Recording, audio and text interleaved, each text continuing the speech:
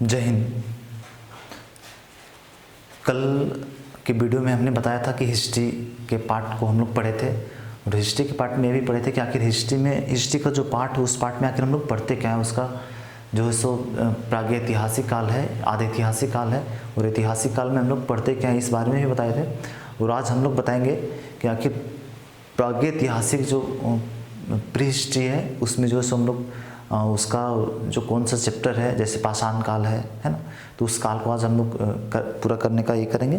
तो चलिए ठीक है, देखते हैं हम लोग। एक चीज़ मैं फिर एक बार फ्लैशबैक में चलता हूँ ताकि आप लोगों को बढ़िया से समझ में आए। हम लिखे थे कि हिस्ट्री जो है, हिस्ट्री के जनक हेरोडोटस साहब हैं। मुझे आशा है कि आप लोग को याद हो गया होगा हिस्ट्री के जनक क्या है, हेरोडोटस साहब है, क्योंकि एस से हिस्ट्री और एच से हेरोडोटस।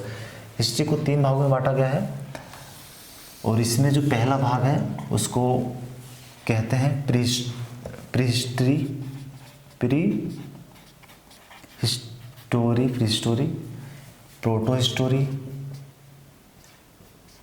प्रोटो हिस्टोरी और ये जो है तो हिस्टोरिकल क्या है, हिस्टोरिकल। इसका जो हिंदी में है वो आधे ऐतिहासिक है, आधे ऐतिहासिक। और आज हम लोग जो इसी चैप्टर को पढ़ेंगे क्योंकि कल हम बता चुके हैं कि आधे ऐतिहासिक काल जो है इसमें एक चैप्टर आता है पाषाण काल, क्योंकि इस काल में पत्थर के क्या है कि आर्कियोलॉजिक साक्ष्य जो बहुत ज़्यादा मिले थे, पत्थर के अवशेष जो बहुत ज़्यादा मिले थे और इसके वजह से इस काल को क्या है कि पत्थर के अवशेष ज़्यादा मिलने के कारण इस काल को पाषाण काल कहा गया है ना। तो आज हम लोग पाषाण काल के चैप्टर को कवर करेंगे।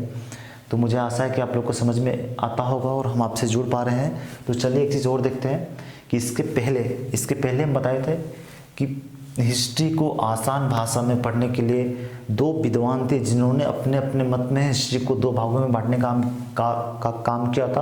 और पहला विद्वान थे वो थे जॉन ब्रून साहब, जिन्होंने लिपि के अनुसार से इतिहास को 3 भागों में बांटे थे।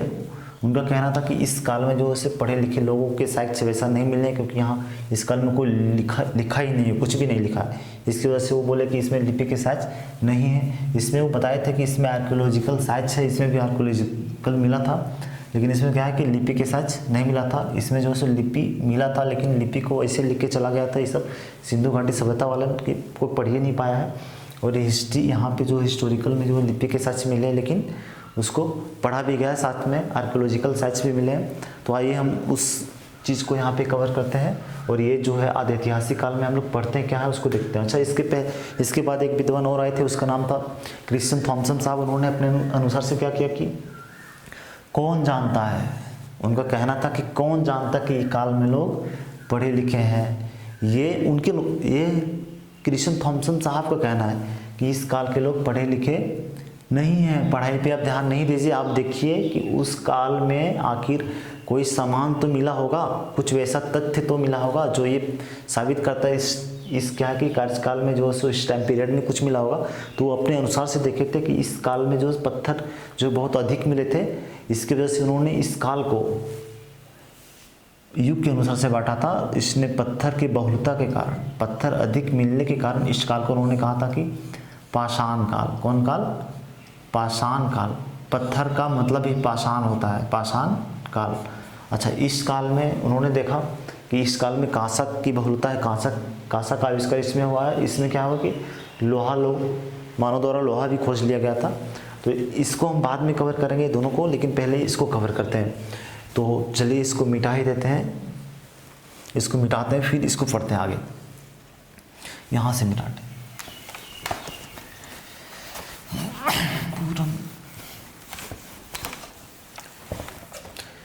हिस्ट्री के कौन सा चैप्टर हम लोग पढ़ रहे हैं? प्री हिस्ट्री में पढ़ेंगे पाषाण काल। चलिए पाषाण काल को पढ़ेंगे। और पाषाण काल का जो टाइम पीरियड है कुछ न कहीं कुछ अलग है, तो उसको देखते हैं। पाषाण काल का टाइम पीरियड इसलिए अलग अलग रखा गया है क्योंकि उस काल के लोग, पाषाण काल बहुत बड़ा चैप्टर है। पाषाण काल का टाइम पीरियड जो है 25 लाख ईसा पूर्व, 25 लाख क्या है ईसा पूर्व है, और 1000 ईसा पूर्व तक का इसका क्या है कि टाइम पीरियड है। 25 लाख ईसा पूर्व से लेकर 1 लाख ईसा पूर्व तक इसका क्या है कि टाइम पीरियड है। और कहीं ना कहीं ये टाइम बहुत बड़ा टाइम है। इस टाइम में कुछ ना कुछ बदलाव जरूर हुए होंगे, 25 लाख ईसा पूर्व से आते आते 1000 ईसा पूर्व तक के काल में कहीं ना कहीं कुछ बदलाव जरूर हुआ होगा। और बदलाव के कारण यानी कि उस ज़माने के मानव के रहन सहन, खान पान, हथियार, आखिर वो लोग अपने जीवन यापन कैसे करते हैं, उनका जो भौगोलिक जो है पर्यावरण क्या बदलाव रहा होगा, तो उस अनुसार से इस पाषाण काल को क्या है कि 3 भागों में बांटा गया है। चलिए उसको देखते हैं कि 3 भाग में कौन कौन भाग है। पहला जो है वो है पूरा पाषाण काल। कौन सा काल है? पूरा पाषाण काल है। और इस काल को अंग्रेजी में पैलियोलिथिक एज कहते हैं। पैलियोलिथिक एज है। इसका जो टाइम पीरियड है, इसका टाइम पीरियड जो है वो 25 लाख ईसा पूर्व है। क्या है? 25 लाख ईसा पूर्व से लेकर 10,000 ईसा पूर्व के बीच का है। 10,000 ईसा पूर्व के बीच का इसका टाइम पीरियड है। पाषाण काल को जो है सो 3 भागों में बांटा गया है ना। पहला भाग का जो टाइम पीरियड है क्या है? पहला भाग का नाम है पूरा पाषाण काल। इसका अंग्रेजी में नाम है पैलियोलिथिक एज। और पैलियोलिथिक एज का जो टाइम पीरियड है वो 25 लाख ईसा पूर्व से लेकर 10,000 ईसा पूर्व तक का टाइम पीरियड इसका है। लेकिन थोड़ा गड़बड़ इसमें लग रहा है। इस दोनों का जो टाइम पीरियड है इसमें थोड़ा डिफिकल्ट है। चलिए देखते हैं इसका टाइम पीरियड क्या है। इसका जो टाइम पीरियड है इसका जो नाम है वो है मध्य पाषाण काल। क्या है? मध्य पाषाण काल। और इसका जो टाइम पीरियड है इसको अंग्रेजी में बोलते हैं मेसोलिथिक एज है ना। इसका टाइम पीरियड जैसे हर किताब में, अलग अलग किताब में कहीं ना कहीं अलग दिया हुआ है। आप भी पढ़े होंगे और हम भी पढ़ रहे हैं, तो हर किताब में कहीं ना कहीं अलग है। यहाँ तक कि नेट में भी इसका अलग दिया हुआ है जो एक दूसरे से बिल्कुल मैच नहीं कर रहा है। कहीं कहीं इसका दिया हुआ है कि इसका जो टाइम पीरियड है वो 9,000 ईसा पूर्व है। किसी में दिया हुआ है 9,000 ईसा पूर्व, तो किसी में दिया है 8,000 ईसा पूर्व। 8,000 ईसा पूर्व से लेकर 4,000 ईसा पूर्व के बीच का है। और इसका टाइम पीरियड यहीं तक सीमित नहीं है। कहीं कहीं बोला गया है, कहीं कहीं लिखा गया है कि क्या है कि 12,000 ईसा पूर्व से लेकर 12,000 ईसा पूर्व से लेकर कहाँ तक 4,000 ईसा पूर्व के बीच का टाइम पीरियड किसका? मध्य पाषाण काल का टाइम पीरियड है। तो इसके टाइम पीरियड में हम ये निश्चित तौर पर नहीं कह सकते हैं कि इसका टाइम पीरियड रियली में क्या है, क्योंकि इसका जो टाइम पीरियड हम देखते हैं वो कहीं ना कहीं सब क्या है अलग है। और किताबों में भी पढ़ने को कहीं कहीं अलग मिलता है। तो इसके लिए हम गारंटी के साथ हम नहीं कह सकते कि इसका टाइम पीरियड कहीं ना कहीं यही है सब, है ना। तो चलिए ठीक है। तीसरा में जो है सो तीसरा का है नवपाषाण काल। क्या है? नवपाषाण काल। इसको अंग्रेजी में बोलते हैं नियोलिथिक एज। इसका टाइम पीरियड दिया हुआ है 9,000 ईसा पूर्व। 9,000 ईसा पूर्व से लेकर 1,000 ईसा पूर्व तक। कितना दिया हुआ? 1,000 ईसा पूर्व तक। एक चीज़ आप लोगों को समझ में आ गया होगा कि पाषाण काल का जो टाइम पीरियड हो कितना है? 25 लाख ईसा पूर्व से लेकर 1,000 ईसा पूर्व के बीच का है। और हम यहाँ भी देखते हैं कि पाषाण काल को क्या है कि 3 भागों में बांटा गया है। और 3 भागों में बांटा गया तो उसका भी टाइम पीरियड कहीं ना कहीं पूरा हो जा रहा है, क्योंकि 25 लाख से स्टार्ट हुआ था और कहाँ तक पहुँच गया? पूरा पाषाण से 25 लाख ईसा पूर्व से स्टार्ट हुआ था और कहाँ तक पहुँच गया कि 1,000 ईसा पूर्व तक ही पहुँच गया। इसका टाइम पीरियड कहीं ना कहीं यहाँ तक पहुँच जा रहा है। लेकिन दिक्कत वाला बात यह है कि मध्य पाषाण काल में क्या होता है कि मध्य पाषाण काल में कहीं दिया हुआ है कि 9,000 ईसा पूर्व से इसका शुरुआत हुआ है, तो कहीं कहीं 12,000 दिया हुआ है, तो कहीं कहीं जो है सो 8,000 दिया हुआ है। और लेकिन एंड कहाँ है? 4,000 ईसा पूर्व तक का है। लेकिन नवपाषाण काल का जो टाइम पीरियड है वो 9,000 ईसा पूर्व से लेकर 1,000 ईसा पूर्व तक दिया हुआ है। तो इसमें कहीं ना कहीं थोड़ा सा ये है, इसको समझते हैं। इसको समझेंगे कैसे कि सबसे पहले पाषाण काल को बांटा किस अनुसार से था 3 भागों में? वो रहन सहन से बांटा होगा, खान पान के तौर तरीके, आखिर शिकार करने के आखिर किस पे निर्भर रहे होंगे, क्या डेवलपमेंट रहा होगा। इससे एक चीज़ पता चलता है कि मध्य पाषाण काल का जो है सुई 9000 और 8000 जो है वो 4000 तक पहुंचा। एक कौन सा है, मध्य पाषाण काल, और इसका क्या है कि 9000 से लेके 1000 तक इस काल का है। लेकिन यहाँ पे एक चीज़ समझ में आता है कि इस काल का जो डेवलपमेंट है इससे कहीं नवपाषाण काल और मध्य पाषाण काल कहीं ना कहीं थोड़ा आगे पीछे चल रहा होगा, थोड़ा आगे पीछे, कहीं कहीं जगहों में डेवलपमेंट कम हुआ होगा तो कहीं कहीं ज़्यादा हुआ होगा। तो इस अनुसार से इस काल को ट्रांजिशन पीरियड कहते हैं, संक्रमण काल कहते हैं, है ना। यानी कि बीच वाले काल में पता ही नहीं चल रहा है कि यहाँ का डेवलपमेंट कितना ज़्यादा हो सकता है कि इसमें जो है सो पशुपालन के साक्ष्य मिलने हो सकता है इसमें भी। तो इस तरह से कहीं ना कहीं जो है सो साथ में इसका डेवलपमेंट हो रहा होगा, है ना। तो आइए देखते हैं इसके बारे में। और एक चीज़ हम बोल देते हैं कि मध्य पाषाण काल का जो टाइम पीरियड है ये फिक्स नहीं दिया हुआ है, फिक्स डेटा उपलब्ध फिलहाल तो नहीं हो पाया है। लेकिन क्योंकि जहाँ तक हम बुक अपने बहुत बड़े बड़े विद्वान हैं, मैं उनसे क्षमा भी मांगना चाहता हूँ, हो सके उनको पता हो, लेकिन जहाँ तक मैं बुक को पढ़ पाया हूँ, जहाँ तक मैं नेट में सर्च कर पाया हूँ, लेकिन उसका टाइम पीरियड जहाँ तक मैं बुक को जो मेरे पास अवेलेबल है, जहाँ तक मैं पढ़ने का कोशिश किया हूँ, लेकिन वहाँ तक तो इस अनुसार से इसका डेटा तो कहीं फिक्स नज़र नहीं आ रहा है। यहाँ तक कि नेट में भी इसका अलग बता रहा है, तो कहीं ना कहीं बड़े बड़े UPSC लेवल की किताबों में भी इसका जो डेटा है अलग है, जो एक दूसरे से मैच नहीं कर रहा है। तो कहीं ना कहीं हम कह सकते हैं कि इसका जो है सो डेटा कहीं ना कहीं फिक्स नहीं है। अगर होता तो दिया होता। चलिए ठीक है, आगे देखते हैं। पूरा पाषाण काल को हम देखते हैं और इसको हम बारीकी से पढ़ते हैं। आखिर इस काल के मानव का जीवन काल कैसा था, आखिर इसमें क्या क्या मतलब साक्ष्य मिले हैं। इसको बारीकी से पढ़ने के लिए क्या करेंगे, इसको दोनों को मिटाना पड़ेगा। चलिए मिटा देते हैं, 1 मिनट मिटा दिया, आप लोग देख लीजिए। चलिए ठीक है।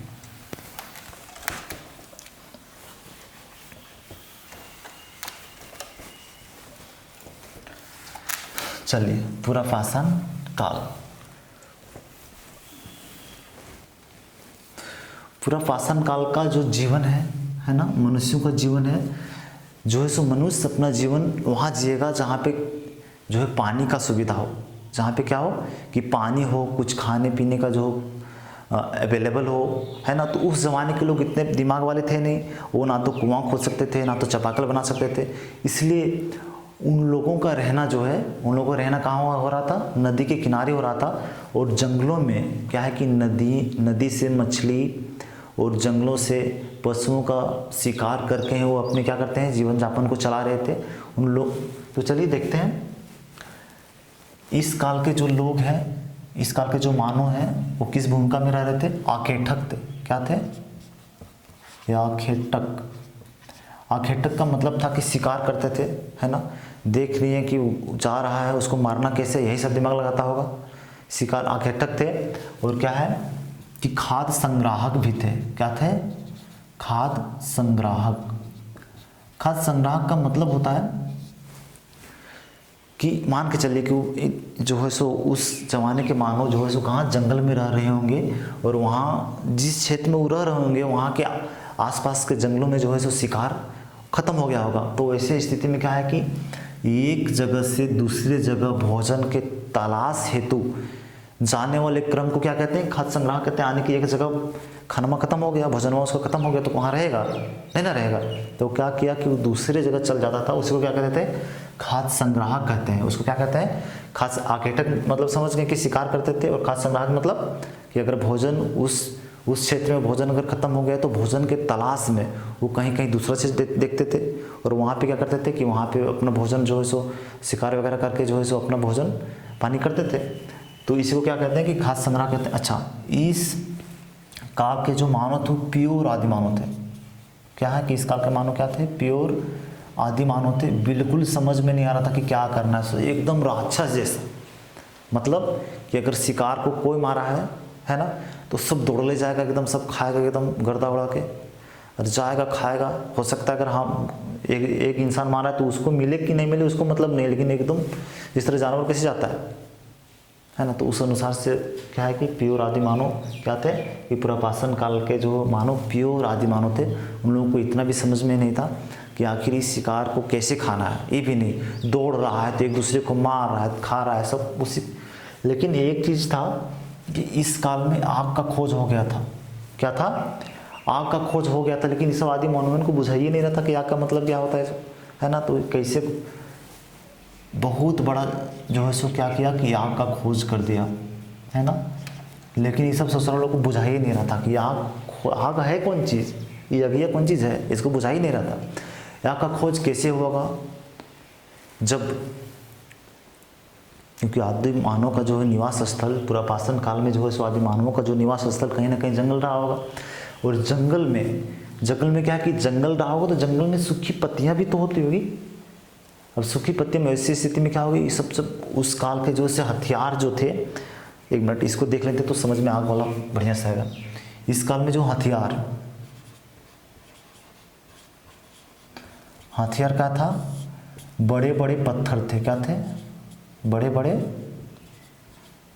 पत्थर थे। इसको क्वार्टजाइट सल्ट ब्लेड कहते हैं। यानी कि क्वार्टजाइट सल्ट ब्लेड का उपयोग कब हो रहा था? पुरापाषाण काल में। और हथियार बड़े बड़े थे, और हथियार सब क्या थे? पत्थर के थे, बड़े बड़े पत्थर के हथियार थे। और वैसे कंडीशन में क्या होता था कि हो सकता होगा आपका आविष्कार ऐसा हुआ होगा कि गर्मी का दिन रहा होगा, और शिकार नदी, जब वो लोग जो है शिकार करते थे तो ऊंचे स्थान में जाके शिकार करते थे, क्योंकि बड़े बड़े पत्थर को फेंक पाना बड़ा मुश्किल था। और शिकार इस अनुसार से करते थे कि मान के चलिए कि नदी है ना, और नदी के पहाड़ा पर वो सब बैठल रहेगा, यार कौन पानी पीने आता है, वहाँ बैठल रहा होगा और वहीं से पत्थर धक्का दे, है ना। और ऐसी कंडीशन में अगर लग पाता हो तो लग गया। और उस अनुसार से क्या करते थे, वो शिकार करते थे। और बड़े बड़े पत्थर का क्या है कि उपयोग करते थे शिकार के लिए। तो वैसे कंडीशन में अगर एक दूसरे से पत्थर से पत्थर टकराया और चिंगारी जो है निकला होगा, और हो सके सूखी पत्ती वहाँ होगा। और वैसे कंडीशन में क्या है कि आग लग गया। और आग लग गया तो ये सबको बुझे भी नहीं कर रहा था कि अगिया कौन चीज़ है। ये जाके आराम से खेल रहा होगा, आग क्या रे, नया चीज़ है, क्या है रे, है ना। लेकिन ये सबको पता ही नहीं चल रहा होगा कि अगिया क्या है। और वहाँ जब जाके झोंसाया होगा, और ये बाप रे तो खतरनाक चीज़ है, ऐसा लगा होगा। और फिर जब आग लगता होगा सब भाग जाता होगा कि बाप रे बाप, वो तो ऊपर से दूर ही रहना है, वो खराब। तो क्या है कि आदिमानव ने क्या किया था कि आग का खोज कर दिया था। लेकिन उनको आग के बारे में पता था? नहीं पता था, बिल्कुल नहीं पता था, जरा सा भी पता नहीं था। जहाँ आग ये सब देता था सब भाग जाता होगा, अगर वाह ये खतरा वाला चीज़ है, यहाँ नहीं जाना है ना, झुसा जाएगा, है ना। क्योंकि उसको इससे नुकसान लगता था, है ना। आग का व्यवहारिक उपयोग उन्होंने कब सीखा? मैथ पाषाण काल में सीखा। और उसको भी अभी बताएंगे, और बढ़िया से बताएंगे और आपको समझा के जाए, है ना। तो चलिए ठीक है। आकेटक थे, खाद्य संग्राहक थे, और क्या थे? आदिमानव। अरे क्या है, पुरापाषाण काल नॉर्मली 2-3 चीज़ याद रखेगा, सब खत्म, है ना। तो क्या है कि आकेटक थे, खाद्य संग्राहक, और आदिमानव, प्योर आदिमानव समझा दिए हैं। और आग का खोज ये लोग कर लिया था, लेकिन किसी को बुझा ही नहीं रहा था कि ये कौन चीज़ है। अरे हथियार क्या थे? बड़े बड़े पत्थर थे, है ना। और इसको बोलते हैं क्वार्टजाइट सल्ट ब्लेड, है ना। इस काल में एक चीज़ का और जो है सो खोपड़ी का साक्ष्य मिला है। क्या मिला है? खोपड़ी का साक्ष्य। इस काल के मानवों की खोपड़ी का साक्ष्य मिला है। और कहाँ मिला है? अतिरमपक्कम में मिला है। और ये जो है ये तमिलनाडु में, कहाँ है? तमिलनाडु में है। और ये को मिला है हथनौरा में। कहाँ मिला है? हथनौरा में। और हथनौरा जो है सो मध्य प्रदेश में। कहाँ है हथनौरा? कहाँ है? मध्य प्रदेश में। क्या मिला है जी? खोपड़ी का साक्ष्य मिला है। और खोपड़ी का साक्ष्य कहाँ मिला है? तमिलनाडु में अतिरमपक्कम में मिला है। और हथनौरा जो है सो कहाँ है? मध्य प्रदेश में। वहाँ क्या मिला है कि खोपड़ी का साक्ष्य मिला है। मतलब उस काल के आदि मनुमेन होगा सब, यह सब ये अगर खोपड़ी मिला होगा, है ना। तो क्या है कि इस काल में क्या मिला है कि खोपड़ी का साक्ष्य मिला है। अच्छा, चित्रकारी का भी साक्ष्य मिला है। किसका साक्ष्य मिला है? चित्रकारी का। किस काल में? पुरापाषाण काल में। पुरापाषाण काल में चित्रकारी का साक्ष्य मिला है, जिसमें चित्रकारी का साक्ष्य कहाँ मिला है? भीमबेटका में। कहाँ मिला है जी? भीमबेटका में चित्रकारी का साक्ष्य मिला है। और चित्रकारी, जो चित्रकारी है वो कौन चित्रकारी है? गुफा चित्रकारी है। कौन है? क्योंकि जब पानी उनी पड़ता होगा, बहुत भारी गर्मी किया होगा, तो आखिर यह सब तो गुफा में रह जाता होगा, है ना। तो गुफा में क्या किया? तो थोड़ा ये सब चित्रकारी छाप दिया है ना। तो गुफा चित्रकारी मिला है। और ये आदि मानव चित्रकारी, कौन चित्रकारी? ये आदि मानव चित्रकारी मिला है। हिंदी देख लीजिएगा अपने सब। और इस काल के क्या है कि एक स्थल मिला है जिसका नाम है मिर्ज़ापुर। क्या है? मिर्ज़ापुर है। और मिर्ज़ापुर वो नहीं है, क्या बोलते हैं मिर्ज़ापुर कौन सी निकला है जी? वो सब नहीं, मिर्ज़ापुर वो नहीं, ध्यान में रखिएगा। ये मिर्ज़ापुर जो है वो उत्तर प्रदेश में है। और यहाँ पे तीनों काल से संबंधित कुछ साक्ष्य यहाँ पे मिले हैं। तीनों काल से संबंधित हथियार तो कुछ साक्ष्य जरूर मिले हैं। तीनों काल से संबंधित कुछ साक्ष्य मिले हैं।